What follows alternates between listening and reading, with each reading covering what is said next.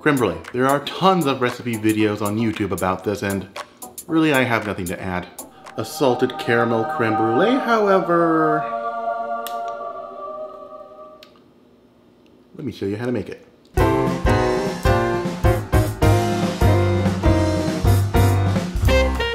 First things first, preheat the oven to 325 degrees. Did you spend a semester abroad in Europe and won't shut the f up about it? The number you're looking for is 160 degrees Celsius. Eggs, when they're not being used as weapons against Islamophobic politicians, they're at the core of custard. Put 6 egg yolks in a medium-sized bowl and give them a good whiskey until they lighten up in color. Alright, set this aside. Alright, once we're done pulverizing the chicken embryos, let's get to the cream. Add 3 cups of heavy cream to a medium sauce pot. Then add 1 14-ounce can of dulce de leche.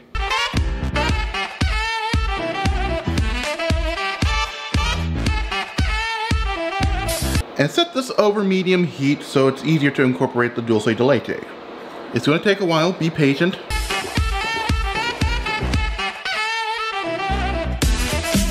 Alright, when the dulce de leche is fully incorporated into the cream, and I really do mean fully incorporated, you don't see any specks of unincorporated caramel, boost the heat to high.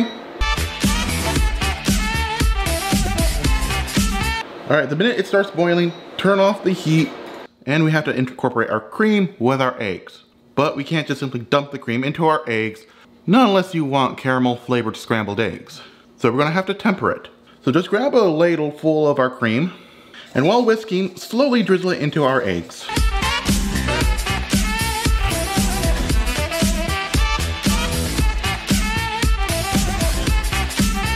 Alright, okay, once they reach the same temperature as the cream, dump in the rest.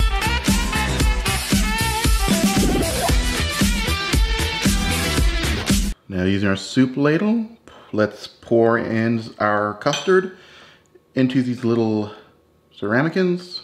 Fill them up to this little line right here. Didn't have enough to fill this one. On the plus side, I just made caramel eggnog, so Merry Christmas to me. Next, grab a baking pan lined with a kitchen towel. I'll explain why later. Place our ramekins inside. Then add enough water to come up halfway up the ceramicins. Oh, and the kitchen towel, it's to make sure the water doesn't splash in as we add the water.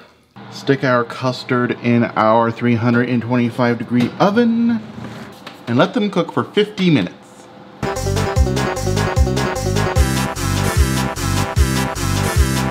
And once the timer goes off, take the pan out of the oven and put it on a heat-proof surface. Then, using a pair of tongs, transfer our ramekins to the fridge and leave them in there for at least 6 hours. Oh, and how do you like my oven mitts? Okay, it's been a couple hours. Now comes the fun part.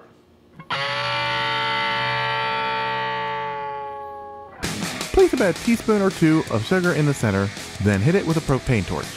And once the sugar turns molten, begin rotating the ceramican. That way the molten sugar can cover the entire surface. And while it's still molten, hit it with a nice big pinch of kosher salt. And once the sugar solidifies, it's ready to eat.